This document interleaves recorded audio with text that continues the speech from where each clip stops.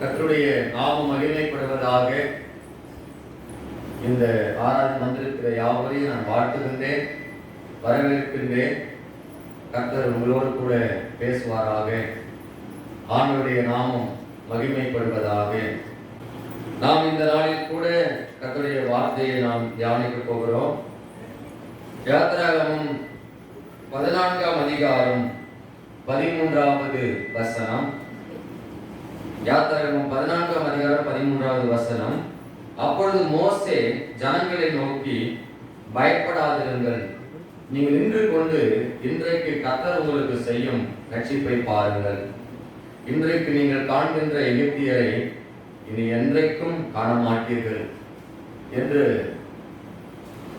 மோசேயின் மூலமாக ஆண்டவர் கொடுத்த நல்ல ஒரு வார்த்தையாக இருக்கிறது.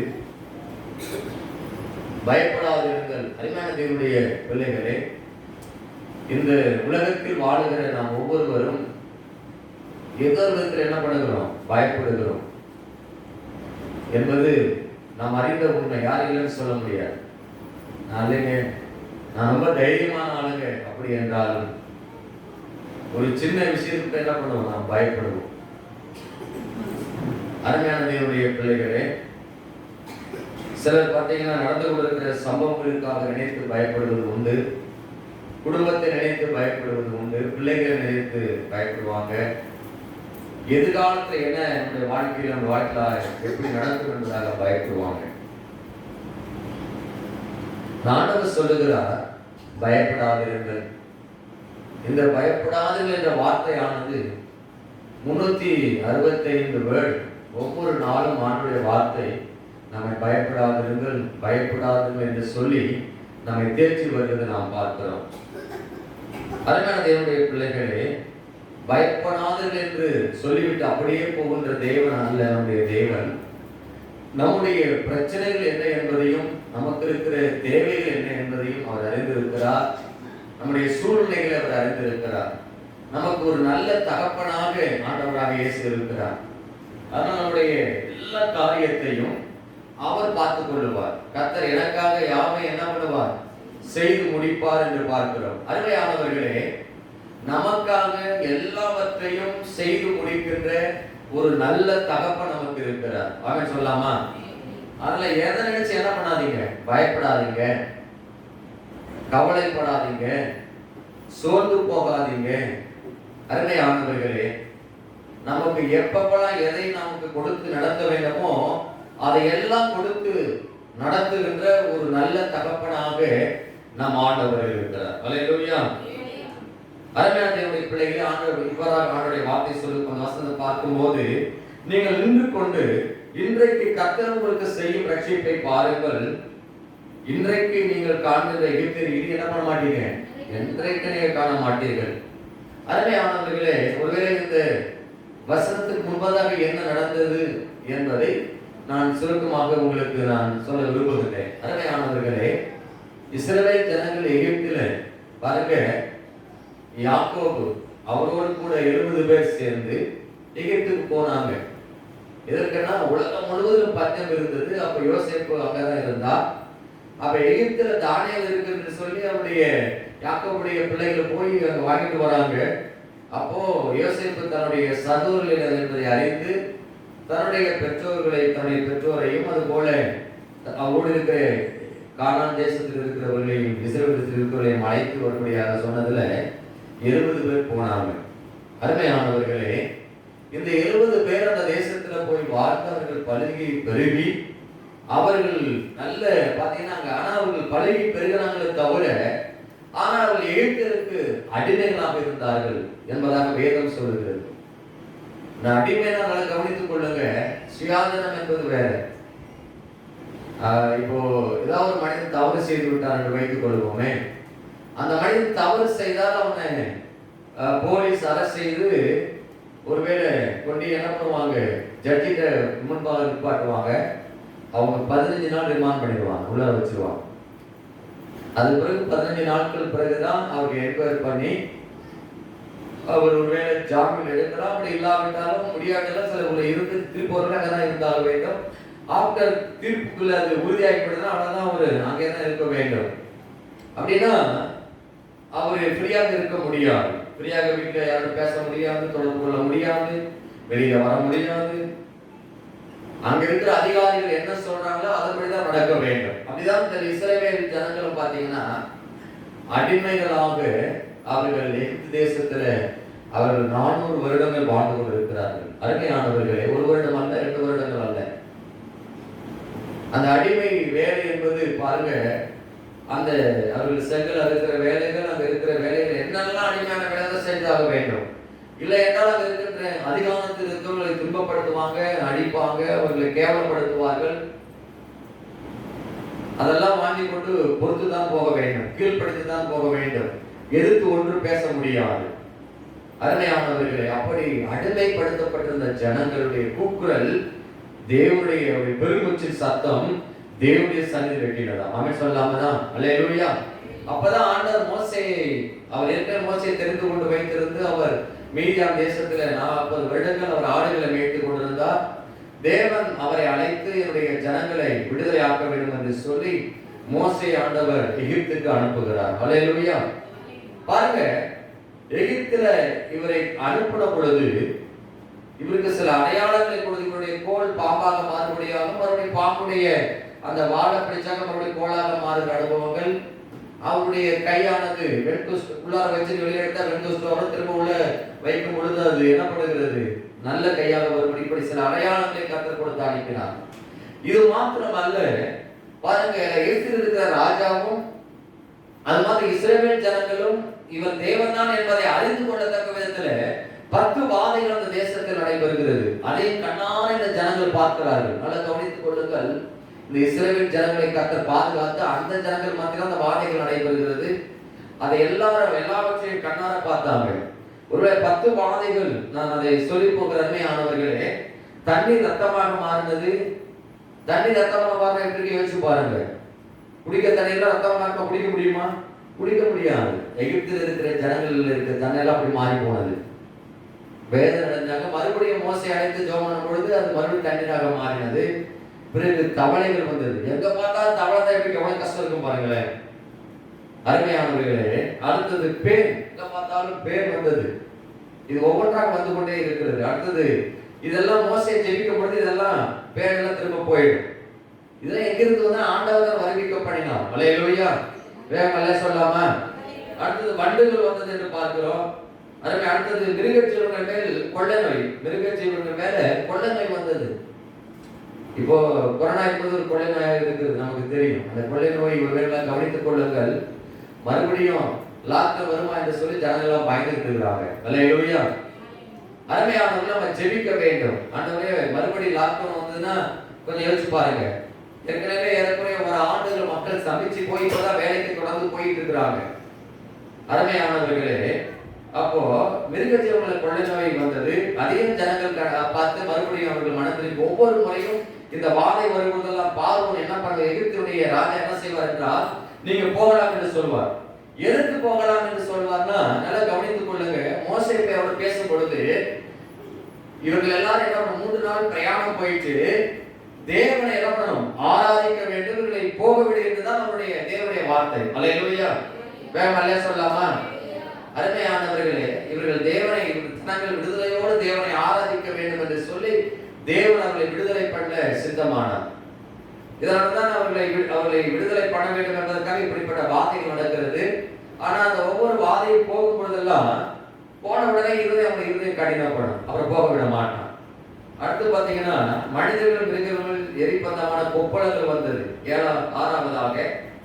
அப்புறம் ஜெபம் பண்ணா அந்த கொப்பளங்கள் எல்லாம் போடுச்சு. ஆனா மறுபடியும் பார்வை விடவில்லை. கல்மழை பெய்தது. நல்லா கவனித்து, கல்மழை பெய்து எப்படி யோசிச்சு பாருங்க. எத்தனை வீடுகள் எவ்வளவோ அழிவுகள் வந்திருக்கும். அருமையானவர்களே, அடுத்தது வெட்டுக்கிளிகள் வந்தது. போன வருடத்துல பாத்தீங்கன்னா கொள்ளை நோயும் வந்தது. வெட்டுக்கிளிகள் என்ன பண்ணுச்சு, வந்துச்சு. வெட்டுக்கிளிகள் வந்துன்னா நல்லா கவனித்துக் கொள்ளுங்க. நாம் விதை பண்ணிருக்கிற விவசாய நிலத்தெல்லாம் அதை அழிச்சிடும். ஒருவேளை அது கோதுமையாக இருந்தாலும் சரி, அது நெற்பயிராக இருந்தாலும் சரி, அது மாத்திரம் சில கடிகள், சில நம்ம கடிகள்லாம் பயிர் மரங்களாக இருக்கும், அதெல்லாம் கடினம் அழிச்சு போட்டோம். தேசத்துல ஒரு பெரிய அழிவு வந்தது. ஆனாலும் அதையெல்லாம் மறுபடியும் ஜெபம் பண்ணி மோசே ஜெபம் பண்ண போயிடுச்சு. ஆனா அப்பவும் அவனுடைய இருதயம் கடினப்பட்டது. 9வதாக காரிருள் தேசம் முழுவதும் வந்தது. அல்லேலூயா. அருமையானவர்களே, நல்லா கவனித்துக் கொள்ளுங்கள். வந்தது. ஆனா அதுவும் மறுபடியும் சமமான காரிருள் மறைந்து போனது என்பதை நாம் அறிந்து கொள்ள வேண்டும். அல்லேலூயா. வேற வழியா சொல்லலாமா? ஆனாலும் என்ன செஞ்சது என்றால், பார்வோனுடைய இருதயம் கடினப்பட்டு கொண்டே இருந்தது. அவன் விடவில்லை. ஏன்? அந்த ஜனங்கள் இவர்களுக்கு வேலை செய்து கொண்டே இருக்கிறார்கள், இவர்கள் போக அவனுக்கு விட மனது இல்லை. அது மாத்திரமல்ல, ஏகிப்தின் வாயில் 10வது வாரம் பார்த்தீங்கன்னா, தலைச்சனுடைய எகிப்தில் இருக்கிற தலைச்சன் பிள்ளைகள் எல்லாம் இறந்து போனது. அப்பதான் போக விட்டார். அதுக்குள்ள புறப்பட்டு வர்றாங்க. ஏன் இந்த 10 வாதைகள் நடப்பதற்கு ஒன்று, இவர்தான் தேவன் என்பதை அந்த எகிப்தினுடைய ராஜாவும் அறிந்து கொள்ள வேண்டும், இந்த இஸ்ரவேல் ஜனங்களும் அறிந்து கொள்ள வேண்டும் என்பதற்காக வேலையெல்லாம் நடைபெற்றது. அல்லேலூயா. வேற சொல்லாமா? அருமையான இந்த 10 வாதைகள் முடிந்த பிறகுதான் அவர்கள் பிரயாணத்துக்கு அவன் போக விடுகிறார். அவர்கள் எல்லாரும் பிரயாணப்பட்டு அவருடைய வைத்திருந்த ஆடு மாடுகள் பிள்ளைகள் எல்லாவற்றையும் அவர்கள் சேர்த்து கொண்டு வரும்பொழுது என்ன நடந்தது என்றால், இவர்களுக்கு முன்பதாக செங்கடல் என்பதாக நாம் அறிந்ததாக பார்க்கிறோம். அல்லேலூயா. அருமையானவர்களே, இப்போ செங்கடல் அவர்கள் கிராஸ் பண்ண வேண்டும். அப்பதான் அவங்க போக முடியும். அப்போ அருமையானவர்களே, இதற்கிடையே நடந்த ராஜாவை எகிப்தின் ராஜாவுடைய இருதயம் மறுபடியும் கடினப்பட்டு அவன் 600 ரதங்களை அவன் கூட்டிக் கொண்டு அவனுடைய போர் வீரரெல்லாம் அழைத்துக் கொண்டு அவன் என்ன பண்ணுகிறான், இந்த ஜனங்களை விடக்கூடாது என்று சொல்லி அவன் துரத்தி வருகிறான். வரும்பொழுது பின்னாடி பார்த்தீங்கன்னா பார்வோனுடைய சேனை வருகிறது, முன்னாடி பார்த்தீங்கன்னா செங்கடல் இருக்கிறது. அருமையானவர்களே, நல்லா கவனித்துக் கொள்ளுங்க. இப்ப என்ன ஜனங்கள் செய்திருக்க வேண்டும்? நல்லா கவனித்துக் கொள்ளுங்கள். 10 விதமான காரியங்களை பார்த்தாங்க. மோசே மூலமாக கர்த்தர் அற்புதங்களையும் அடையாளங்களும் கண்டாங்க. அப்ப என்ன செய்திருக்க வேண்டும் என்றால், தேவன் மேல முழு விசுவாசத்தை வைத்திருக்க வேண்டும். அல்லேலூயா. வேகம் அல்லேலூயா சொல்லாமா? அல்லேலூயா. ஆண்டவர் என்ன பண்ணுவார்? எங்களை நடத்துவார் என்று விசுவாசித்திருக்க வேண்டும். அல்லேலூயா. இப்ப செங்கடல் முன்பதாக இருக்குதுங்க, பின்னாடி பார்த்தீங்கன்னா பார்வோனுடைய சேனை வருகிறது. இதை கண்டு இவங்க என்னதான் செய்தாங்க என்ற வேதம் நமக்கு சொல்லுகிறது என்று பார்த்தீங்கன்னா, அல்லேலூயா, 11வது வசனத்துல, அன்றியும் அவர்கள் மோசேயை நோக்கி, எகிப்திலே பிரேதக்குழிகள் இல்லை என்றால் வனாந்தரத்தில் சாகும்படிக்கு எங்களை கொண்டு வந்தீர். நீர் எகிப்திலிருந்து புறப்பட பண்ணினதினால் எங்களுக்கு இப்படி செய்தது என்ன? அருமையானவர்களே, ஆண்டவர் செய்த அற்புதங்கள் எல்லாம் என்ன பண்ண, ஒரு நிமிஷத்துல மறந்து விடுகிறார்கள். ஆண்டவர் செய்கிற அற்புதத்தை நாம் என்ன பண்ணிடுறோம்? மறந்துடும். மனிதர்கள் என்பவர்கள் அதிக மறக்கும் திறனை கொண்டவர்கள். ஆண்டவர் செய்த நன்மைகள் எத்தனையோ அற்புதங்களை ஆண்டவர் வாழ்க்கையில செய்து வருகிறார், அதிசயங்களை செய்து வருகிறார். ஆனா ஒரு கஷ்டம் என்று வரும்பொழுது எல்லாம் கவனித்துக் கொள்ளுங்கள், சில விதமான போராட்டங்கள் வரும்பொழுது என்ன பண்ணுகிறோம்? முறுமுறுக்க ஆரம்பிச்சிருவோம். ஏன் இது வாழ்க்கையில் இப்படி வந்தது என்று சொல்லி. அருமையானவர்களே, அதுதான் இஸ்ரவேல் ஜனங்களும் செய்தாங்க. எகிப்தில் எங்களுக்கு பிரதிபலினா இந்த மோசே என்ன பண்ணுகிறார்? கொண்டாந்து இந்த செங்கடலுக்கு முதல் எங்களை சாகடிக்க போகிறார் என்று சொல்லி இவங்கெல்லாம் பயந்தாங்க. ஏன்னா பார்வோனுடைய சேனை வருகிறது என்பதாக. அருமையானவர்களே, ஸ்தோத்திரம், நல்லா கவனித்துக் கொள்ளுங்கள். நான் நேற்று சர்ச்சைக்கு வந்த பொழுது காலையில போலீஸ்லாம் நின்றது, இந்த தெருக்கள் நின்று கொண்டிருந்தது. ஏற்கனவே ஒரு 10-20 போலீஸ் இருக்குன்னு நினைக்கிறேன். நான் யோசித்து பார்த்தேன். மாலையில் ஒரு மீட்டிங் நடந்தது அண்ணாசிலை பக்கத்தில். அப்போ கூட அங்கே சில போலீஸுகள் நின்று கொண்டிருந்தாங்க. இந்த விசிபிள் பார்க்கிறோம் போலீஸ் நின்று கொண்டு இருப்பதை. இப்போ இது எதுக்குன்னு தெரியல. ஒரு வேலை எலெக்ஷன் அனௌன்ஸ்மெண்ட்ல வருகிறாங்க, அதுக்கு பாதுகாப்பு கொடுக்கணும்னு நின்றுப்பான்னு நினைக்கிறேன். அப்படிதான் நினைத்து கொண்டேன். அவங்களுக்கு பாதுகாப்புக்காக என்ன பண்ணப்பட்டிருக்கிறது? அங்கே இந்த உலகத்தினுடைய இருக்கின்ற பாதுகாவலை கொடுக்கக்கூடிய போலீஸ் டிபார்ட்மெண்ட், என்ன சொல்ற, ராணுவ டிபார்ட்மெண்ட் கூட இறங்கி இருக்கிறது. புரிந்து கொள்ளுங்கள், நல்லா கவனித்துக் கொள்ளுங்க. அவங்களுடைய கண்கள் கூட மறைக்கப்பட்டுடுங்க. ஆனா நம்மை காக்கும்படிக்கு தேவன் தம்முடைய தூதரை நமக்கு வச்சிருக்கிறார். அல்லேலூயா. வேகம் அல்ல சொல்லாமா? நம்முடைய தூதன் என்ன பண்ணிருக்கிறார்? உன்னை காக்கும்படிக்கு உனக்கு என்ன பண்ணுகிறேன்? உன்னுடைய தூதன் நமக்கு கொடுத்திருக்கிற கர்த்தர் சொல்லி இருக்கிறார். நம்ம கண்களுக்கு அவர்கள் தெரியாது, ஆனா அவர்கள் நமக்கு பாதுகாவலை கொடுப்பார்கள். ஆமென் சொல்லுவோமா? எத்தனை பேர் ஆமென் சொல்றீங்க? நம்ம போகின்ற வருகிற இடங்களெல்லாம் அந்த தூதருடைய பாதுகாப்பு நமக்கு இருக்கும். பிரியமானவர்களே, ஒரு ப்ரொடெக்ஷனை தேவன் நமக்கு பாதுகாவல் வைத்திருக்கிறார். அதனால இந்த ஜனங்களுக்கு என்ன அப்படின்னா, எகிப்திலிருந்து வரக்கூடிய சேனையெல்லாம் பார்த்தாங்களே தவிர, தங்களோட தேவன் இருக்கிறார், அவரோட கூட பெரிய சேனை இருக்கிறது, அவர் சர்வ வல்லமையுள்ள தேவன், அவரால் செய்யக்கூடாத காரியம் ஒன்றுமில்லை என்கின்ற விசுவாசம் இல்லாமல் போனது. அவன் சொல்லாமா? அல்லேலூயா. வேகமல்ல சொல்லாமா? அருமையானவர்களே, விசுவாசம் மிக முக்கியமானதுங்க. என்ன வந்தாலும் சரி, எந்த சூழ்நிலைகள் வந்தாலும் தேவன் என்னை ஆசீர்வதிப்பார், தேவனை நடத்துவார், எனக்கு இருக்கிற பிரச்சனைகளை மாற்றுவார் என்கின்ற ஒரு விசுவாசம் உள்ளத்துக்குள்ளாக இருக்க வேண்டும். அவன் சொல்லாமா? நாம் விசுவாசித்தால் என்ன பண்ணுவோம்? தேவனுடைய மகிமையை காண்போம் என்று சொல்லி. அருமையானவர்களே, அப்ப நாம் விசுவாசிக்கிற இன்னாருக்கு நாம் அறிந்திருக்கிறோம். அந்த விசுவாசத்துல நம்ம சோர்ந்து போய்விடவே கூடாது. அருமையானவர்கள் நல்லா கவனித்துக் கொள்ளுங்கள். எது இருந்தாலும் எல்லாவிட்டாலும். அல்லேலூயா. அருமையான ஹைதராபாத்தில் ஊழியர் செய்கிற பாஸ்டர் சதீஷ்குமார் அவர்கள் ஒரு அருமையான ஒரு சாட்சியை சொன்னார்கள்.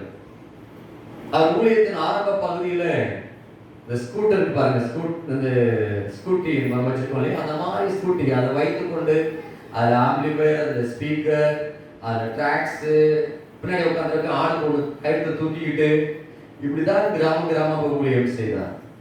அப்படி ஊழியம் செய்தபோது ஆண்டவர் கேட்டார், ஆண்டவரே எங்களுக்கு ஒரு ஜீப்பாவது கொடுங்க, நாங்க என்ன பண்ணுவோம், கிராமத்தில் ஊழியம் செய்வதற்கு எங்களுக்கு உதவுமே என்று சொல்லி ஜெபிச்சுக்கிட்டே இருந்தார். அருமையானவர்களே, அப்படி ஜெபிச்சுக்கிட்டு இருந்த பொழுது ஒரு மீட்டிங்ல அட்டன் பண்ணாராம், ஒரு மீட்டிங் செய்தி கொடுக்க போயிருந்தாராம். அப்ப அந்த மீட்டிங்ல இந்த மாதிரி எங்க ஊழியத்துக்கு நாங்க கிராமமா ஊழியம் செய்கிறோம், ஊழியம் செய்வதற்கு நல்ல வாகனம் இல்லை, ஒரு ஜீப் இருந்தா பரவாயில்ல, நாங்க ஜெபிச்சுட்டு இருக்கிறோம் அப்படின்னு சொல்லி கூட்டெல்லாம் முடிந்தது. ஒரு வயதான அம்மா வந்து, பிரதர் நீங்க சொன்னதெல்லாம் நான் கேட்டுக்கிட்டு இருந்தேன், உங்க ஊழியத்துக்காக நான் என்ன பண்ண ஜீப்பு வாங்கி தருகிறேன்னு சொன்னாங்களாம். இவருக்கு ஸ்தோத்திரம், கட்டாவே உங்களுக்கு ஸ்தோத்திரம் என்று சொல்லி, பரவாயில்ல இந்த கூட்டத்துல நம்ம வந்து சொன்னாங்கன்னு சொல்லி சந்தோஷமா அதை எடுத்துக்கொண்டார்களாம். அருமையானவர்களே, நல்லா கவனித்துக் கொள்ளுங்கள். கொஞ்ச நேரத்துல அவருடைய மகன் வந்தாங்க. வந்துட்டு, பிரதர் எங்க அம்மா ஏதாவது சொல்லியிருப்பாங்களே. ஆமா சொன்னாங்க சிஸ்டர், ஜீப்பு வாங்கி தரேன்னு சொல்லியிருப்பாங்களே. ஆமா சொன்னாங்க சிஸ்டர், எங்க அம்மா மென்டலுங்க பாஸ்டர், லூசு, அந்த அம்மா கிராக், அது ஏதாவது பார்த்து சொல்லிட்டு இருக்கோம், அது நம்பாதீங்க, இந்த அம்மாவோட 10 பைசா கிடையாது.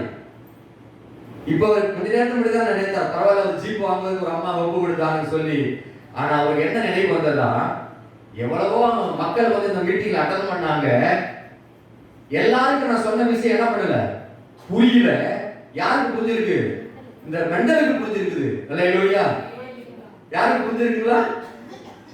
லூசுக்கு என்ன பண்ணிருக்குது, இந்த அம்மாவுக்கு புரிஞ்சதுன்னு சந்தோஷப்பட்டு கொண்டார். அவன் சொல்லாமா? அதுக்கு ஒரு தீர்மானம் பண்ணார். நல்லா கவனித்துக் கொள்ளுங்கள். ஆண்டவர் நீங்க வண்டி கொடுத்தாலும் சரி, கொடுக்காவிட்டாலும் சரி, அல்லேலூயா, எனக்கு சபைக்கு ஆத்துமாக்கள் வந்தாலும் சரி, வராவிட்டாலும் சரி, நீங்க உங்களுடைய கன்வாசல எனக்காக ரத்தம் சிந்துறீங்களே, அந்த அன்பை என்ன பண்ணுவேன், ஜனங்களுக்கு சொல்லிக்கொண்டே இருப்பேன் என்று சொல்லி தீர்மானம் பண்ணாராம். அல்லேலூயா. அவர் சொன்னார், அதாங்க ஊழியம் ஆசீர்வதிக்கப்படுவதற்கு காரணம். கவனித்துக் கொள்ளுங்கள். எது இருந்தாலும் இல்லாவிட்டாலும், சமயம் வாய்த்தாலும் வாய்க்காவிட்டாலும், பணம் இருந்தாலும் இல்லாவிட்டாலும், கர்த்தரை நினைத்ததை செய்வேன் என்று தீர்மானம் பண்றேன் பாருங்க, கர்த்தருக்காக வாழ்வேன் என்று தீர்மானிக்கிறோம் பாருங்க, அதுதாங்க தேவன் நமக்கு ஆசீர்வாதத்தை கொண்டு வருவார். அல்லேலூயா. அதான் தேவன் மேல் வைத்திருக்கிற விசுவாசங்க. ஆண்டவரை முழுவதுமான விசுவாசிச்சு வச்சுக்கோங்களேன். அல்லேலூயா.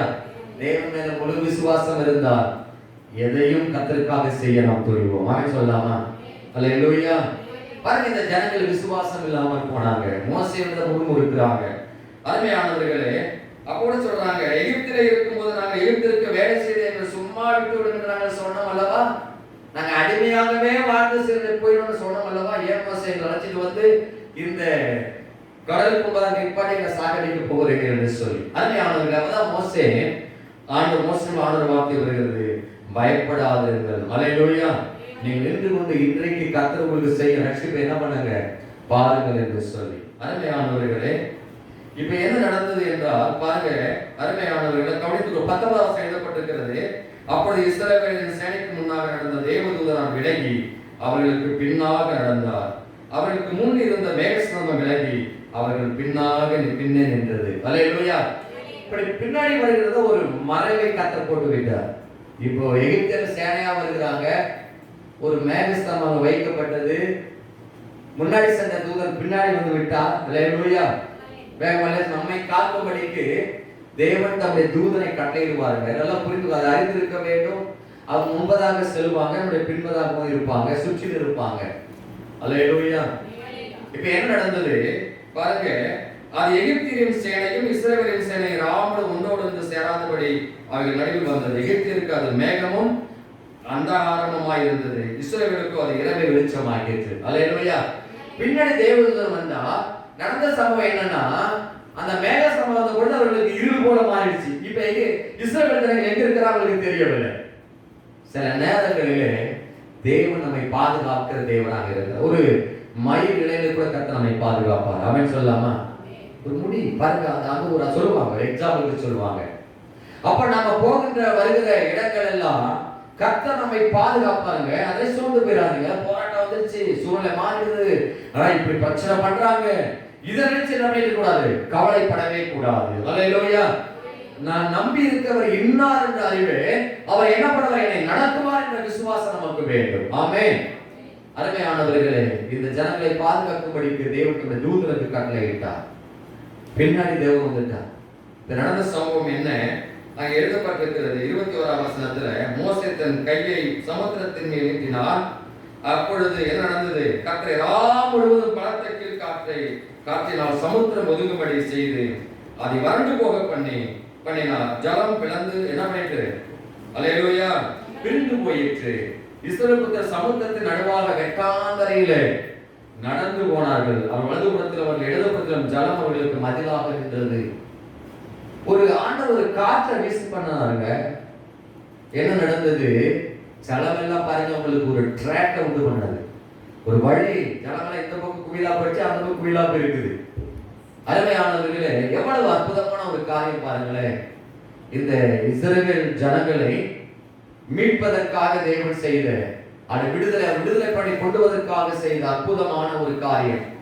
இஸ்ரவேல் ஜனங்கள் எல்லாரும் வெட்டாந்தரை நடந்து போவது போல நடந்து போனார்கள் என்று வேதம் நமக்கு சொல்லுகிறது. அது ரெண்டு பக்கமும் தண்ணீர் நின்றது என்பதை பார்க்கிறோம். இப்போ எகிப்து சும்மா விடல, அவங்க ராணுவம் தொடர்ந்து பின்தொடர்ந்து வருகிறது. இப்ப இஸ்ரவேல் ஜனங்கள் எல்லாம் அந்த பக்கம் போயிட்டாங்க. அருமையானவர்களே, இப்ப என்ன நடந்தது என்றால், மறுபடியும் கோலை மோசே நீட்டுகிறார். எகிப்தினுடைய ராணுவம் முழுவதும் என்ன பண்ணுறது, அது மூழ்கி போனது என்பதை பார்க்கிறோம். அல்லேலூயா. அருமையானவர்களே, உனக்கு விரோதமாக உருவாக்கப்பட எந்த ஆயுதம் என்ன பண்ணுமா, வாய்க்காதே போகும். உனக்கு விதமாக எந்த பிரச்சனைகளாக இருந்தாலும் கர்த்தர் மாற்ற வல்லமை உள்ளவர். அல்லேலூயா. அருமையானவர்களே, பாருங்க, இந்த தேவனை வழிநடத்தி கொண்டு வந்தார் என்பதை வேதம் நமக்கு சொல்லுகிறது. அதனால எதை நினைச்சு பயப்படாதீங்க. நமக்காக அற்புதங்களை செய்ய, இயற்கைக்கு மேற்பட்ட அற்புதங்களை செய்ய தேவன் ஆயத்தம் உள்ளவராக இருக்கிறார். ஆமென் சொல்லாமா?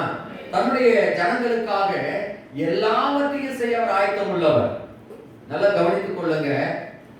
நேர்மையான முறையில், பரிசுத்தம் இல்லாத முறையில கிடையாது. அதை மட்டும் நம்ம புரிந்து கொள்ள வேண்டும். எல்லாவற்றையும் செய்வார் என்றால் நமக்காக கெட்ட வழியில் அவர் செய்ய மாட்டார். நல்லா கவனித்துக் கொள்ளுங்கள். தேவன் விரும்புகின்ற பாதை, அவர் ஏற்றவா அவருக்கு விரும்புவது பரிசுத்தமான வழிகள். இதற்கு நாம் ஆண்டவரை முழுவதுமாக நாம் விசுவாசிக்க வேண்டும். இதற்கு மேற்பட்ட அற்புதம் நடக்க வேண்டும் என்றால், நமக்கு முன்பதாக இருக்கிற தடைகள் எல்லாம் விலகி போக வேண்டும் என்றால், ஆண்டவரை முழுவதுமாக நாம் விசுவாசிக்கும் பொழுது தேவனுடைய மகிமை நாம் காண முடியும். அல்லேலூயா. ஒரு நாளும் முறுமுறுக்க கூடாது. ஆண்டவரை என்ன இதை செய்யல, அது நடக்கல, இது நடக்கல, முறுமுறுக்க கூடாது. அதை விட்டுட்டு தேவன் மேல விசுவாசம் வைத்து நம்பிக்கையோடு நாம் ஜெபிக்க வேண்டும். அல்லேலூயா. வேகமாலே சொல்லாமா? மோசேக்கு கர்த்தர் ஒரு கோலை கொடுத்திருந்தார். நல்லா கவனித்துக் கொள்ள. மோட்ல அந்த கோலை ஒரு மந்திரம் இல்லை. நல்லா புரிந்து கொள்ளுங்க. நீட்ட சொன்னார், அது இரண்டாக பிளந்தது. ஆமென் சொல்லாமா? இப்போ ஒவ்வொருவருக்கும் ஒரு கோலை வச்சிருக்கிறார். என்ன கோல் கொடுத்திருக்கிறாரு? தேவனுடைய வார்த்தைகள் இருக்கிறது. அடுத்து என்ன கொடுத்திருக்கிறாரு? விசுவாசத்தை கொடுத்திருக்கிறாரு. அடுத்து என்ன கொடுக்கப்பட்டிருக்கிறது? கரங்களை கொடுத்திருக்கிறார். அல்லேலூயா. வேகமாலே சொல்லாமா? அருமையானவர்களே, வியாதியஸ்தர் மேல கைகளை வைக்கும் பொழுது அவங்க சுகமான வசனம் எழுதப்பட்டிருக்கிறது. ஆமென் சொல்லாமா? அல்லேலூயா. அருமையான தேவனுடைய பிள்ளைகளே, நாம விசுவாசித்து ஆண்டவருடைய வார்த்தையை நம்பி ஆண்டவர் விசுவாசித்தோமானால் நிச்சயமாக இன்றும் அற்புதங்களையும் அதிசயங்களையும் செய்ய ஆண்டவர் போதுமானவராக இருக்கிறார். ஆமென். முழங்கால் படியிடலாமா? கவனித்துக் கொள்ளுங்கள், பயப்படாதீர்கள். நீங்கள் நின்று கொண்டு இன்றைக்கு கர்த்தர் உங்களுக்கு செய்யும் ரட்சிப்பை பாருங்கள். டுடே உங்களுக்கு ஒரு கர்த்தர் அற்புதத்தை செய்வார்.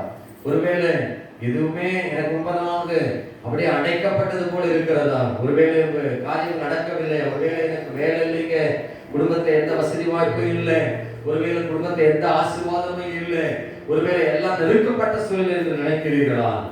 உங்க கையில உயர்த்தி நீங்க ஜெபம் பண்ணுங்க. அன்று அற்புதங்களை செய்த தேவன் மாத்திரம் அல்லங்க, இன்று உங்கள் ஒவ்வொருடைய வாழ்க்கையிலும் அற்புதங்களையும் அதிசயங்களை அவர் செய்ய போதுமானவராக இருக்கிறார். தேவனை நோக்கி பாருங்க. ஆண்டவரே, உம்மை நோக்கி பார்க்கிறப்பா. ஹல்லேலூயா, ஸ்தோத்திரம். கையில உயர்த்தி கர்த்தரை நோக்கி பார்த்து ஜெபம் பண்ணுங்க பார்க்கலாம். நம்முடைய தடைகளை உடைக்கிற ஆண்டவர், நமக்கு இருக்கிற பிரச்சனைகளை மாற்றுகிற ஆண்டவர் நம்மோடு கூட தான் இருக்கிறார்.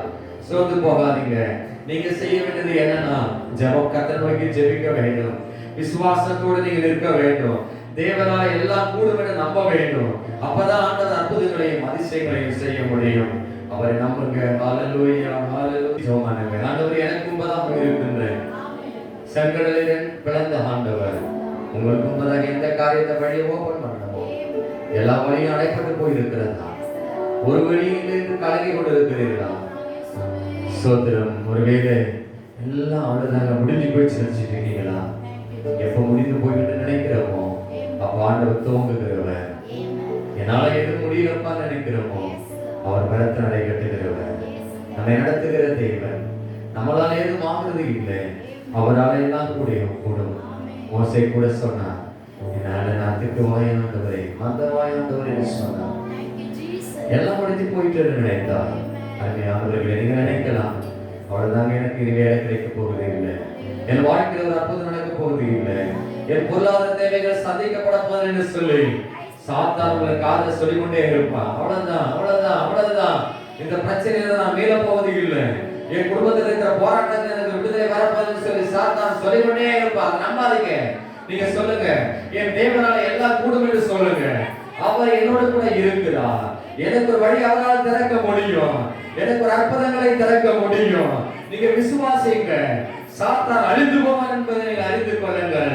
இப்பொழுது இப்பொழுது இப்பொழுது நீங்க விசுவாசிங்க. ஓ ராகா ராதா ராவா ஷாடா பாதா ராவா ராதா ரா. ஆண்டவரே, உம்முடைய கரத்தில் ஒப்பு கொடுக்கிறோம் ராஜா.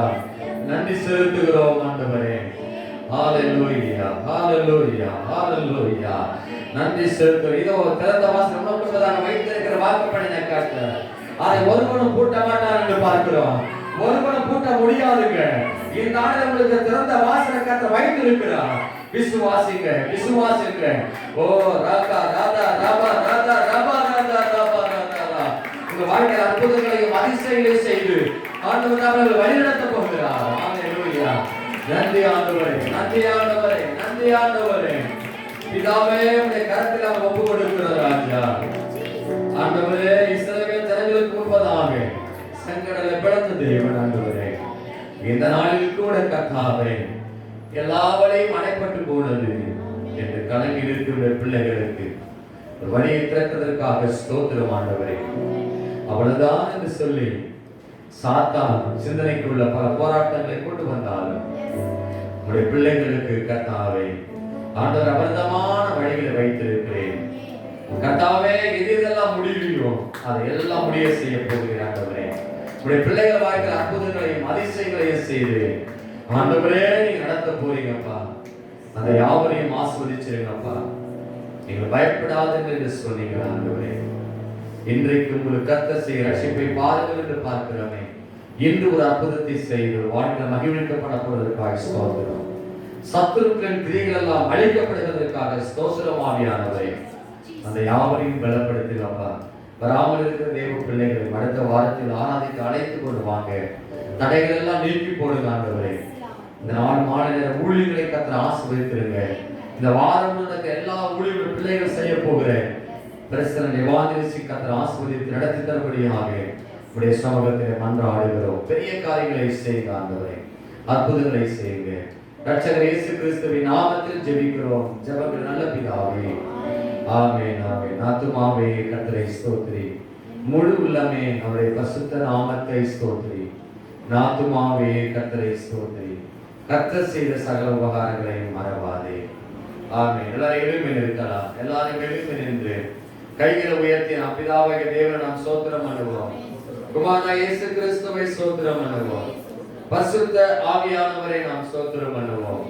நம்முடைய பிதாவாகிய தேவனுடைய அன்பும் குமாரனாகிய இயேசு கிறிஸ்துவின் கிருபையும் இரக்கமும் பரிசுத்த ஆவியானவர் தாமே அற்புதங்களையும் அதிசயங்களையும் செய்து நம்மை வாழ வைத்து வழிகளை திறந்து அநேகருக்கு ஆசீர்வாதமாக இருக்க தேவாவியானவர் நமக்கு உதவி செய்வாராக. ஆமென். அல்லேலூயா, அல்லேலூயா, அல்லேலூயா. God bless you.